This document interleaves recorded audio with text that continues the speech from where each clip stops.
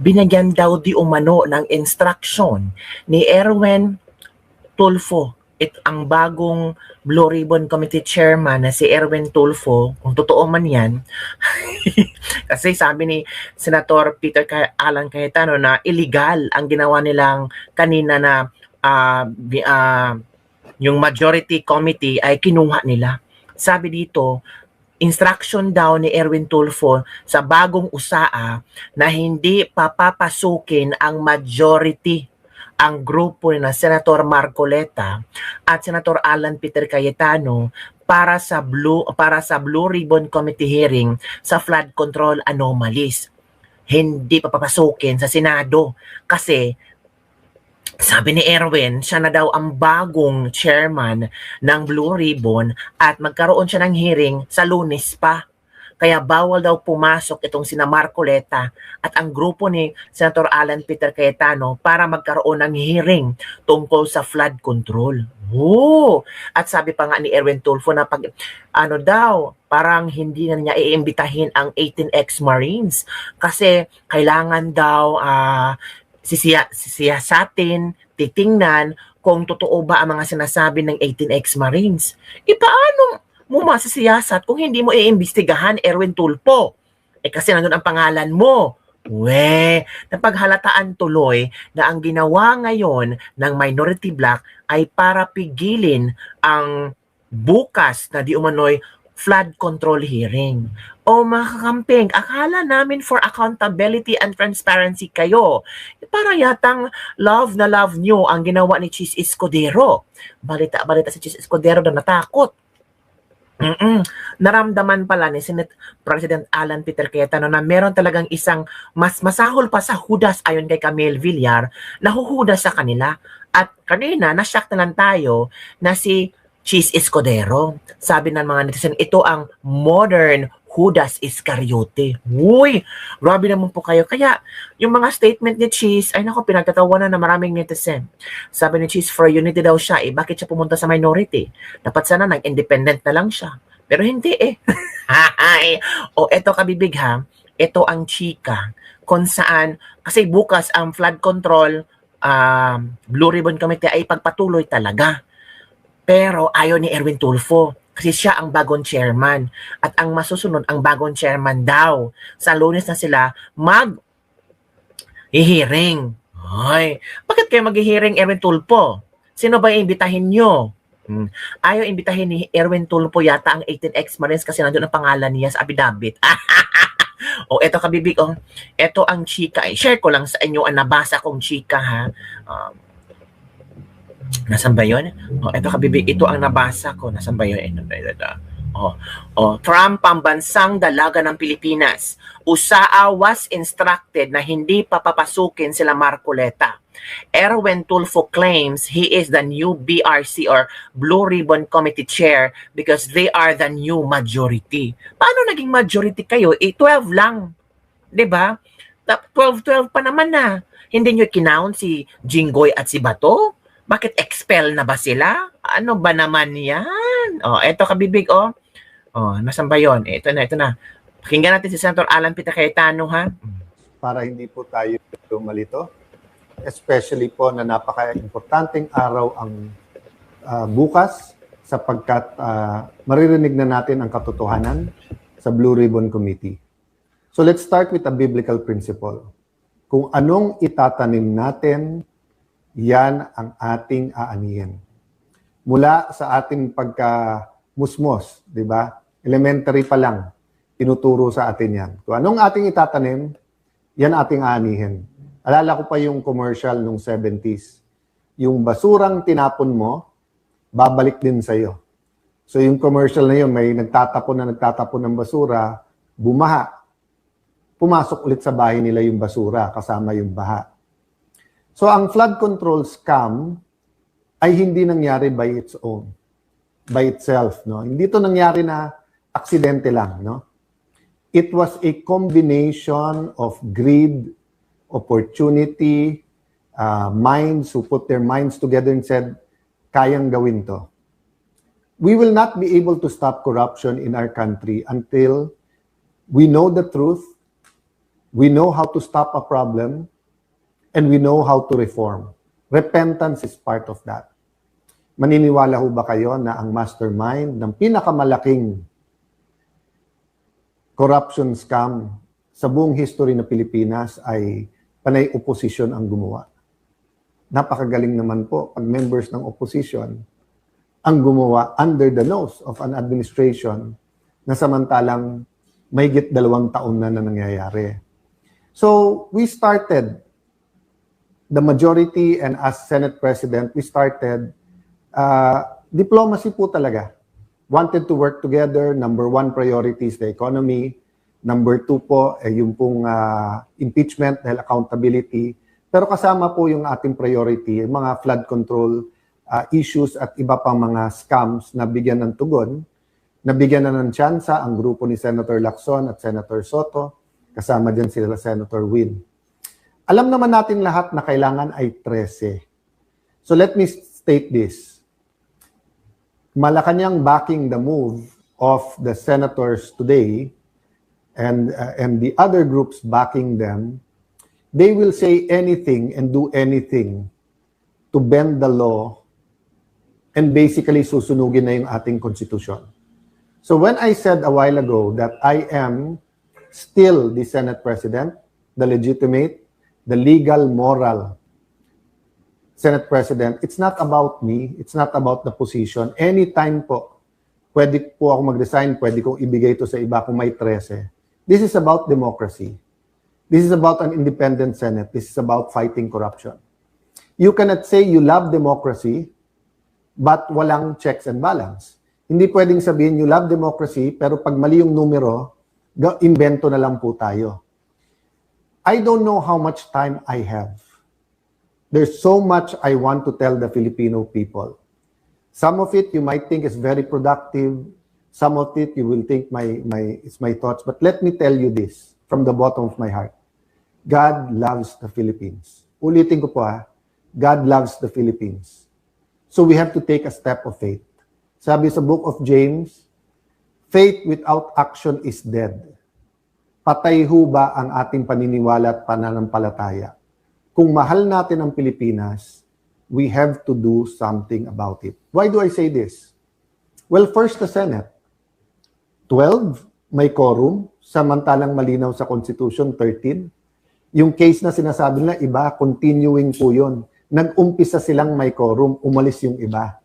Ito po, kahit saan nyo pong tignan, sa Constitution, mali. Sa rules po ng Senate, kailangan yung presiding officer, yung Senate President, kung hindi, yung Senate President Pro Tem, kung hindi, yung Majority Leader, or yung Assistant Majority Leader. Wala po doon na nagsasabi kahit win ang pangalan mo, hindi po win yon. Wala po sa rules yon. Wala po yung 12. Alam po nung lahat yon. Pero ipalagay na po natin, yan ang theory nila at pagpipilitan nila. Siguro po kung Senado lang ang problema, then tuloy ang buhay natin. You know, life is so complicated. Existence in the Philippines is so hard that etong politika para sa politiko lang. But what happens to the impeachment? So sa impeachment ho ba ngayon, mag-aaresto ng 2, 4 pa? Para pag sinabi nilang 22, pwede ng 12. So pag 20 na lang o 18, pag 18 na tira, 12 na lang pwede mag-convict. At pagkatapos, paano pagka constitutional change na ang gagawin? At ayaw rin pumayag ng ibang senador. Ikukulong na rin po ba? Malinaw na malinaw po ang konstitusyon at rules po ng Senado. You cannot declare all positions vacant with a number of 12. You cannot even hold the session because walang quorum. Assuming may quorum, you need 12 to remove a Senate President, and then you need 13 to remove a Senate President. Okay? Lilinawin ko po You need 12 for any position below the Senate President Pro Tem. So, kahit anong chairmanship, majority actually pwede na. Kaya kahit 11 all, pag nawala yung isa, 10, 11, masusunod na yung 11. But for Senate President, for quorum, and for Senate President Pro Tem, you need 13. No? So, ilalaban po natin to, hindi dahil nilalaban nyo ang Senate Presidency ni Alan Cayetano, hindi. kundi dahil po mahalaga sa ang 1987 Constitution. Dahil po hindi ito isang pirasong papel lang. I'm issuing a memo to the Secretariat and to the Office of the Sergeant at Arms to keep the Senate open tomorrow. We will have the Blue Ribbon Committee. As Senate President, nasa authority ko po ang premises ng Senado. Do not padlock the Senate. Do not have an excuse na may rally. Parati naman may rally sa Senate. Do not tempt the Filipino people to come out in thousands, hundred thousands, and millions. We are not provoking a political crisis here. You are provoking a crisis. Sabi nila, trabaho yung issue. Pinalitan lang nila yung mga chairman, tapos in-adjourn din. Hindi rin naman pinatawag yung CA para sa mga general. Hindi rin naman tinuloy yung bill sa sabi lang ospital at saka yung sa mga estudyante, hindi ba? So kitang-kita po kung ano ang kanilang intensyon.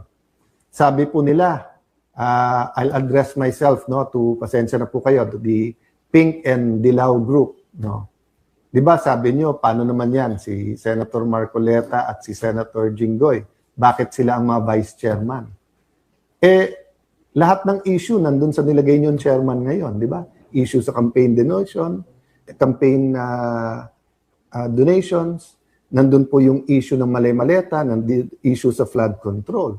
And then ipopostpone yung hearing bukas. Even when chairmans were changed before, you don't need to postpone the hearings. So ako lalong na-intriga, ano bang pwedeng sabihin ng mga Marines? Ano ba pwedeng sabihin ng Ombudsman, DOJ at saka DPWH na pati Constitution natin ibabasura para lang dito? So yes, I'm appealing for calm. I'm appealing for prayers. But I'm also appealing that we put action to our faith. I will do what I can. I will go to the Senate before 10 o'clock. I will do what I can para buksan yung session hall at nandun po ang hearing natin. My authority now comes from the Constitution, but my strength will come from your prayers and will come from the fact na ang ating bansa ay dapat ipaglaban. I still remember the day that my dad called us together at lumuluha siya at sinabi niyang mag-abroad na kayo because magkakagulo and we don't know what will happen. We may be arrested, we may be killed. That was either February 21 or February 22. I think it was 21 before that day. And we all hugged him and sabi namin, if you love your country, we love hindi ka namin iiwanan. So, malayo tayo sa crisis, mga kababayan. Malacanang, malayo tayo sa crisis. Why are we bringing it to a point of a political crisis na mahirap i-atras? The hearing is confined. So, yes, the notice of cancellation from the illegitimate, the illegitimate is not the committee. No, hindi ko ginagaya si Senator Erwin na ginagamit yung word na bastard kasi ngayon, whether or not you're a single parent, whether or not you're legitimate, tao ka pa rin. I'm talking illegitimate, meaning hindi siya legal. Senator Erwin is not the legal chairperson of the Blue Ribbon Committee. Okay, Senator Pia Cayetano is the chairperson because there was no quorum, there was no session under the law that took place. Daming issue sa Supreme Court, yung unprogrammed funds, yung Legali 2025 budget.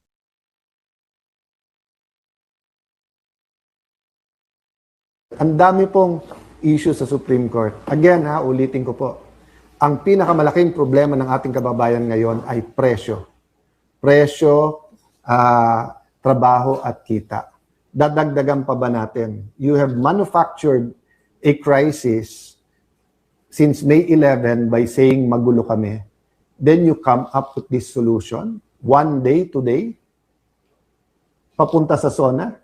When we were going to produce our economic plan, our plan against corruption, the hearings, and then the impeachment. So, I will rest my case there. As I told you, there's a lot of things I want to say, but if we love our country, pray for our country.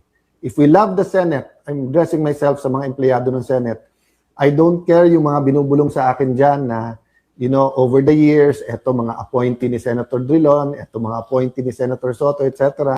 I believe that all of you love the Senate.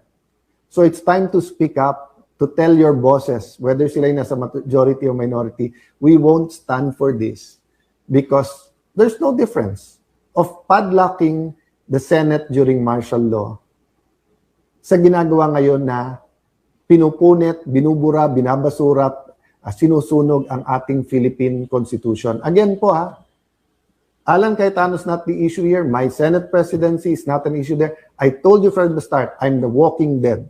Walking dead as Senate President. Ano ibig sabihin? Anytime yung hatol na tanggalin sa akin. But ang problema po, ine-escalate nila. So I really hope po that this is not about the impeachment, this is not about changing the Constitution. Nakakapagtaka po, yung pagka-execute, biglang sasabihin na ng House of Representatives na kinikilala si Senator Win, sinasabi na ng Malacanang. Diba? I mean, guys, res ipsa loquitur.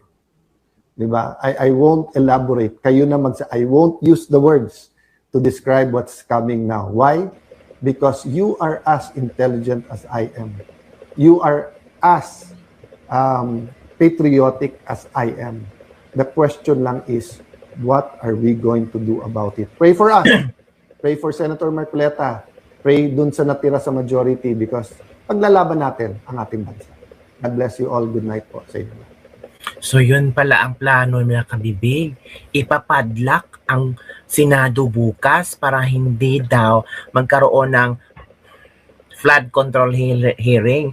So ang nangyari ngayon ay parte din sa plano nila na hindi talaga magkaroon ng flood control hearing. Bakit? Ito ang sulat di umano ni Senator Alan Peter Cayetano. Sabi niya dito, all Senate officials and personnel authority to conduct business and proceed with scheduled committee hearings during the sine-die adjournment.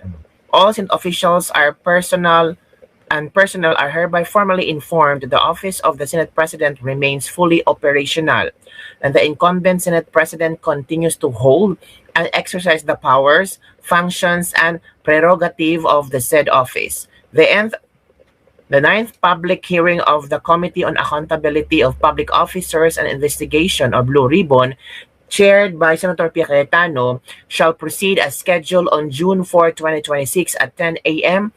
at the Senate Session Hall, 2nd floor, Senate of the Philippines. This directive shall also be applied to all committee hearings previously scheduled and those that shall be held subsequently by duly elected chairpersons of the committee. All Senate officials and personnel assigned to the support committee activities are directed to render their full cooperation and assistance in connection with the said hearing. Relevant support units and security staff shall maintain normal operations in preparation for and during the said hearing. The Sergeant-at-Arms Manuel G. Parlade is hereby directed to take all necessary and appropriate measures to facilitate and ensure the orderly entry, identification, and accommodation of all duly invited resource persons, witnesses, and guests of the Blue Ribbon Committee for the 9th public hearing on June 4, 2026. The security and orderly conduct of the said hearing within the Senate Session Hall and the enforcement of the lawful orders and directives of the committee chairperson and the presiding officer of the hearing. All security and access protocols for the hearing shall be implemented as directed by the Office of the Senate President and the Blue Ribbon Committee. All Senate officials or employees are expected to discharge their official functions in accordance with their oaths of the office and in full compliance with existing laws, civil service rules, and the official directive of the Senate President. So yun po kabibig ang liham ni Senator Alan Peter Cayetano para bukas sa Blue Ribbon Committee flood control hearing.